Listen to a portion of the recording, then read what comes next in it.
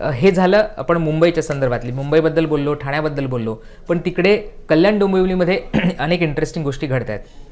तिथे आपण बघितलं तर तिथे कोणाची सत्ता येणार, कोणाचा महापौर होणार हा सगळा प्रश्न आहे. कल्याण डोंबिवलीमध्ये सुद्धा भाजपकडनं दावा केला जातोय की त्यांचा महापौर तिथे व्हावा, त्यांना सत्ता मिळावी. आपण जर कल्याण डोंबिवलीचं सध्याचं बलाबल बघितलं तर भाजपच्या 51 जागा आहेत आणि शिंदेंच्या 52 जागा आहेत. आता बघा इंटरेस्टिंग गोष्ट आहे, केवळ 1 जागेचा फरक तिथे आहे. शिंदेंना 52 जागा मिळाल्या, भाजपला 1 जागा मिळाली.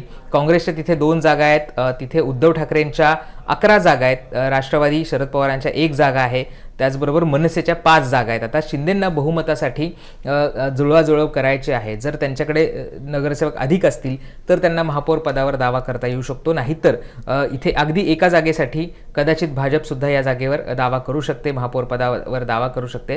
त्यामुळे या सगळ्या संदर्भातली जुळवाजुळव आता एकनाथ शिंदे यांच्याकडनं सुरू आहे आणि याचाच एक भाग म्हणून उद्धव ठाकरे यांचे 2 नगरसेवक आहेत ते आता सध्या नॉट रिचेबल आहेत, त्यांचा कुठलाही संपर्क होत नाही आणि असं म्हटलं जात आहे की श्रीकांत शिंदे यांच्यासोबत त्या सगळ्या संदर्भातली चर्चा सुरू आहेत.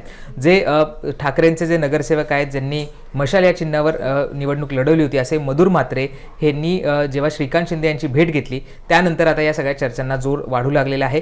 कीर्ती ढोणे या सुद्धा ठाकरेंकडनं निवडून आलेले आहेत आणि त्यासुद्धा सध्या नॉट रिचेबल आहेत. या दोघांचे फोन आता लागत नाही आहेत, त्यांच्याशी संपर्क होत नाही आहेत आणि त्यामुळे आता त्यांच्यावर काय कारवाई होणार हे सगळं पाहणं महत्त्वाचं असणार आहे. जसं मी म्हटलं की 51 ही संख्या भाजपची आहे, 52 ही संख्या एकनाथ शिंदेंची आहे. त्यामुळे एक केवळ जागेचा फरक आहे. जर महापौर हवा असेल तर मग आपल्याला जास्तीत जास्त नगरसेवक आपल्याकडे पाहावेत असा प्रकार असा प्रयत्न हा दोन्ही पक्षांकडनं सुरू आहे आणि याच्यामध्ये आता शिंदेंनी एक पाऊल पुढे टाकलेलं आहे. त्यांनी थेट आता ठाकरे गटाचे जे नगरसेवक आहेत ते फोडायला सुरुवात केलेली आहे. त्याच्यामध्ये जसं मी म्हटलं की ज्या ॲडव्होकेट कीर्ती ढोणे या निवडून आलेले आहेत आणि मधुर म्हात्रे हे सुद्धा प्रभाग क्रमांक 33 मधनं निवडून आलेले आहेत.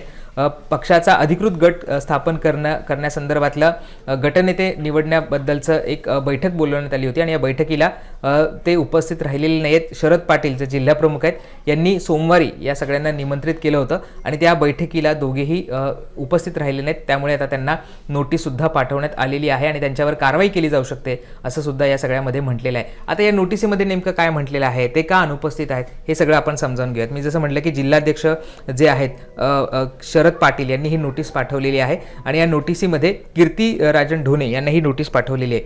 विषय त्यांनी असं म्हटलेलं आहे की शिवसेना उद्धव बाळासाहेब ठाकरे पक्षाला गट स्थापन करणे व गटनेता नियुक्तीबाबत आयोजित सभेत उपस्थित राहण्याबाबत सूचना या सगळ्यामध्ये केलेली आहे. पुढे ते म्हणतात की सस्नेह जय महाराष्ट्र, नुकत्याच पार पडलेल्या कल्याण डोंबिवली महानगरपालिका क्षेत्रातील प्रभाग क्रमांक 13A मधून निवडणुकीत आपण शिवसेना उद्धव बाळासाहेब ठाकरे पक्षाच्या अधिकृत निवडणूक चिन्हावर निवडून येऊन नगरसेवका पदावर निवड झालेली आहे. त्या अनुषंगाने पक्षाच्या वतीने तसेच जिल्हाप्रमुख या नात्याने आपणास सूचित करण्यात येते की पक्षाचा अधिकृत गट स्थापन करणे व गटनेता नियुक्त करण्याच्या अनुषंगाने आयोजित करण्यात येणाऱ्या सभेस आपण आवर्जून उपस्थित राहावे. सदर सभेस अनुपस्थित राहिल्यास आपली भूमिका पक्षविरोधी असल्याचे समजण्यात येईल व त्या अनुषंगाने पक्ष संविधानानुसार योग्य ती कार्यवाही करण्यात येईल याची नोंद घ्यावी असे या पत्रामध्ये म्हटलेलं आहे. आणि त्याचप्रमाणे पुढे म्हटलेलं आहे की तरी आपणास कळवण्यात येते की दिनांक 19 जानेवारी 2026 रोजी सायंकाळी 6 वाजता शिवसेना उद्धव बाळासाहेब ठाकरे पक्ष शहर शाखा छत्रपती शिवाजी महाराज चौक शीतला देवी मंदिर शेजारी कल्याण पश्चिम येथील पक्ष कार्यालयात आयोजित सभेस आवर्जून उपस्थित राहावे असं त्यांनी म्हटलेलं आहे. काल संध्याकाळी ही 6 वाजता बैठक होणार होती आणि या बैठकीला आता हे दोन्ही नगरसेवक उपस्थित राहिलेले नाही आहेत. त्यामुळे एक प्रकारे आता यांच्यावर आता काय कारवाई होणार हे सगळं पाहणं इंटरेस्टिंग असणार आहे. कारण हे जे 2 नगरसेवक आहेत ते उद्धव बाळासाहेब ठाकरे शिवसेना उद्धव बाळासाहेब ठाकरे या पक्षाकडनं निवडून आलेले आहेत आणि असं असताना त्यांनी थेट श्रीकांत शिंदे यांची भेट घेतलेली आहे आणि आता ते कदाचित शिवसेनेमध्ये म्हणजे शिंदेंच्या शिवसेनेमध्ये जाण्याची तयारी आहेत. पण अर्थात जो डिफेक्शनचा लॉ आहे त्याप्रमाणे त्यांच्यावर कदाचित कारवाई सुद्धा होऊ शकते.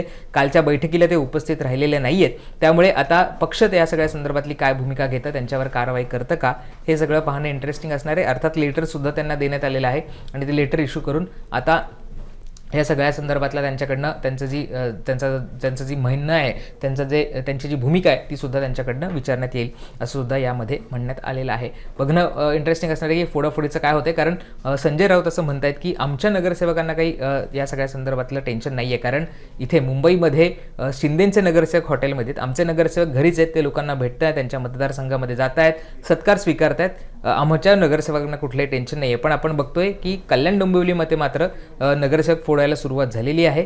एकनाथ शिंदेंकडनं, श्रीकांत शिंदे यांचा तो मतदारसंघ आहे, श्रीकांत शिंदे तिथले खासदार आहेत, त्यांच्याकडनं या सगळ्या संदर्भातली सुरुवात झालेली आहे आणि जे नगरसेवक गळायला लागतात त्यांना आपल्याकडे करून घेण्याचा प्रयत्न सुद्धा त्यांच्याकडे आहे.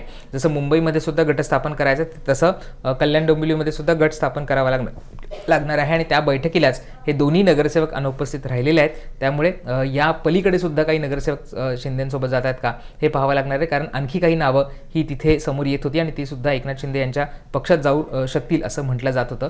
त्यामुळे पुढच्या काळामध्ये कळेल की यांच्यावर खरंच काही कारवाई होती का आणि एकनाथ शिंदे कल्याण डोंबिवलीमध्ये सुद्धा बहुमतापर्यंत पोहोचत आहेत का, कारण तिथे सुद्धा काटेकी टक्कर आहे. तिथे सुद्धा भाजप महापौर पदावर दावा करते आहे. जसं पक्षश्रेष्ठींनी सांगितलंय की ते जुळवून घ्या, तसं आता कल्याण डोंबिवलीमध्ये सुद्धा जुळवून घेतलं जात आहे का हे आपल्याला पाहावं लागणार आहे.